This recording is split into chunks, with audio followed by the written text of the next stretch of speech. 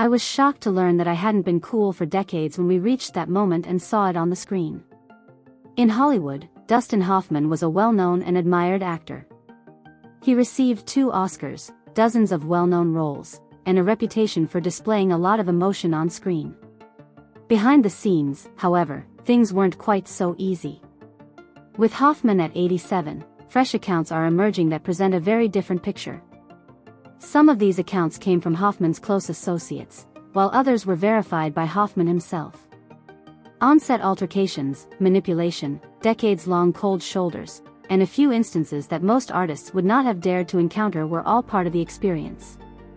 These 7 individuals caused serious issues for Dustin Hoffman's coworkers and acquaintances. After meeting him, they became partners, co-stars, and even up-and-coming celebrities whose lives were drastically altered. Some of the names on this list may surprise you, and you may wonder how these stories were kept secret for so long. Meryl Streep, the unintended success. Behind the scenes, the television program Kramer vs. Kramer was more than just a heartbreaking divorce drama. According to Meryl Streep, working with Dustin Hoffman wasn't just difficult, it was excruciating. In a heartbreaking trial moment, Hoffman performed something that no actor should ever do. He struck her hard without even warning her. It wasn't in the script, it wasn't practiced, and there was no hint or warning. It was real. Everyone on set was taken aback. For Hoffman, it was all for the show, of course. But he accomplished more than that. He anticipated that Streep would cry, so he brought up her personal anguish over the death of her partner, John Cazale, before filming the same moment. That struck him as technique acting. But that's what Streep believed. She had to deal with one of her first significant roles while being emotionally startled on camera when she was young and fresh to Hollywood. Between Hoffman and the other individual, not even the slightest trace of power existed. For years, she remained silent. Hoffman took home the Best Actor Oscar out of 5 films that were nominated. However, many years later, Streep acknowledged the rumors, stating that his behavior was improper. Saying that is not polite. While some maintain that it gave the show a more realistic feel, others question whether this is too much of a reality. How can one tell if something is abusive? On the big screen, they witnessed something genuine, poignant, and unforgettable, but we now know it came at a price. After that, Hoffman wanted to be in charge even more. His subsequent altercation nearly put an end to the entire performance. Sydney Pollack, a director, came dangerously close to resigning. It was definitely chaotic in Tootsie. Although it was a battle zone behind the scenes, many critics regarded it as one of Dustin Hoffman's best films. He and Sydney Pollack, the filmmaker, were working in the mines. Although he had previously worked with well-known actors like Redford, Fonda, and Streep, Hoffman created a degree of tension he had never witnessed. They disagreed on everything from the beginning, including the tone of the film, the characters, and the camera settings. Hoffman constantly stopped practices to provide his own instructions, rewrote lines on the fly, and questioned every decision. Pollack once compared leading Hoffman to attempting to ride a tornado, stating that it was abrupt, noisy, and constantly on the verge of catastrophe. Pollack considered abandoning the project altogether because it became so tense. He hardly stayed, though, because leaving would have hurt the film. When one of the actors left a crucial supporting role, Hoffman forced Pollack to play the part himself. Hoffman persisted even after Pollack declined, stating that he was a director rather than an actress. Their already strained relationship worsened when Pollack eventually caved and became Hoffman's agent. What's the joke? Off-screen, their frequent altercations produced some of the film's most memorable moments. How do you feel about their tight and antagonistic exchange? Do not refer to that as acting.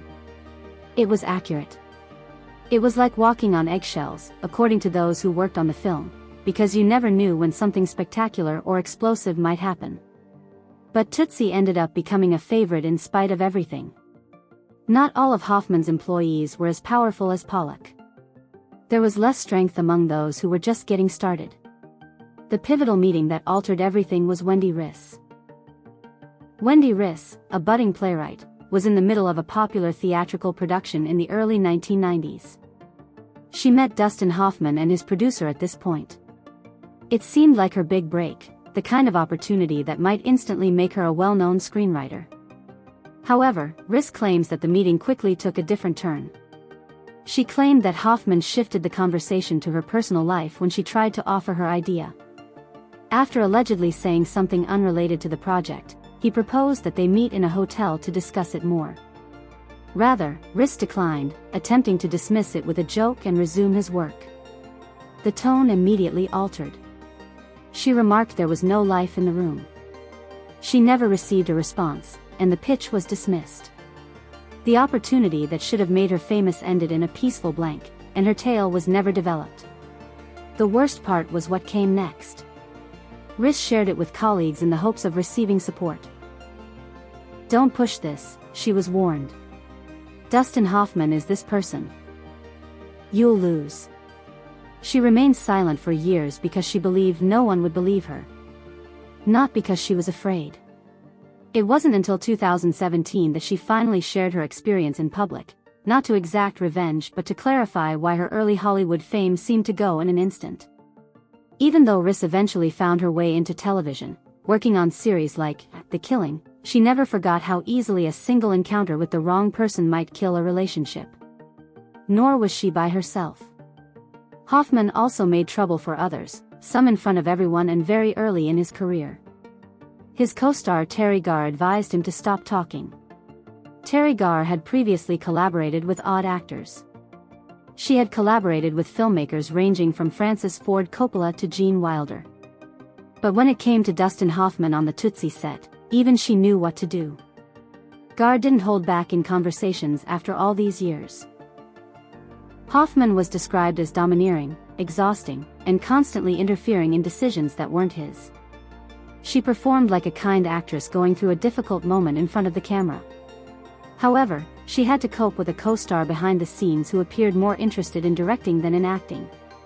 She stated Hoffman tried to make her performance better, read her lines without being asked, and even disagreed with the director's comments in front of the group. He simply couldn't resist. Garr was scathing as ever, calling him a pain in the ass. However, the humor was unable to conceal their internal rage. Once, she quipped that she ought to have received a bonus for enduring him. Behind the scenes, she claimed Hoffman appeared to demand credit for everything, including non-Hoffman portions. Nor was Garr frightened. She had years of experience in both tragic and humorous roles, so she was able to spot when someone was trying to exploit her. She did not, however, discuss it with Hoffman directly. Rather, she allowed the tension to accumulate before letting it all out in subsequent interviews with her signature dry humor. It's noteworthy that she never expressed distaste for the film. She simply stated that it wasn't as enjoyable and fulfilling to work on as it seems. Others took a different approach and avoided Hoffman at all costs. Garr endured it with scathing irony. The actor who refused to collaborate with him was John Malkovich. If Dustin Hoffman and John Malkovich were ever in the same film, you would think that they would get along. But not the nice sort. However, it wasn't by accident that they never collaborated. During an interview, Malkovich never shied away from questions regarding Hoffman. He has a reputation for being brutally honest and intense.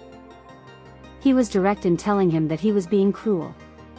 It was not a figure of phrase, either. Hoffman was referring to the way he interacted with his co-stars, crew, and even directors on set. Malkovich claimed that Hoffman had a negative reputation even before they met. People in the theater and film industry soon learned that working with Dustin made you feel as though your ego was constantly larger than your work and that you were constantly making mistakes. Malkovich had not done the thing himself, but he had a very clear vision. He had witnessed enough from his colleagues and the sidelines. In Hollywood, that doesn't happen very often.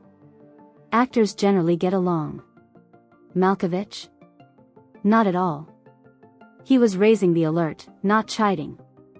All of that, however, was far less significant than what followed, a story from a teenage intern. Hoffman's reputation would be completely upended. Anna Graham Hunter was the intern who never forgot her name.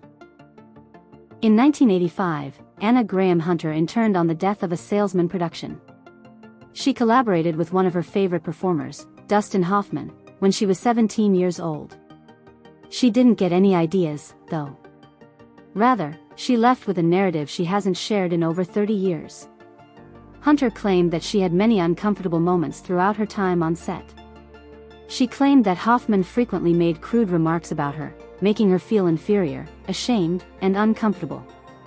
She didn't enjoy what was said, despite the fact that it was considered humorous at the time. Because she didn't know how else to handle the situation, she wrote letters to her sister explaining everything, not to tell anyone. She recalled the hostile and impolite atmosphere on set.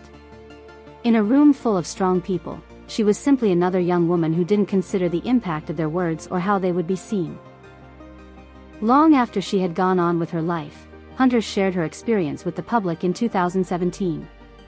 She did this to demonstrate how typical that type of situation used to be, not to level accusations.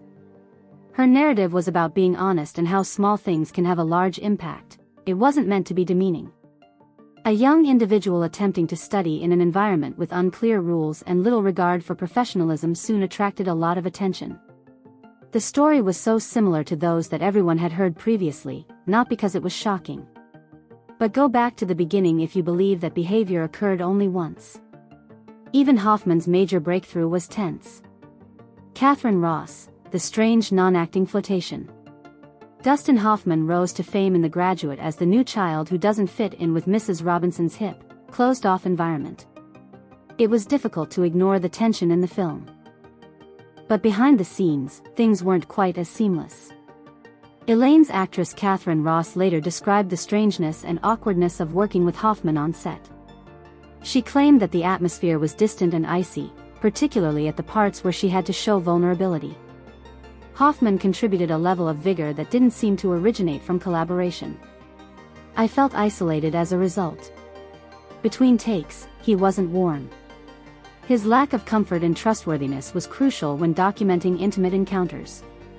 According to Ross, the chemistry that was evident on TV was not present in real life. Hoffman's role seemed to have been emotionally aloof and awkward around other individuals with no acting.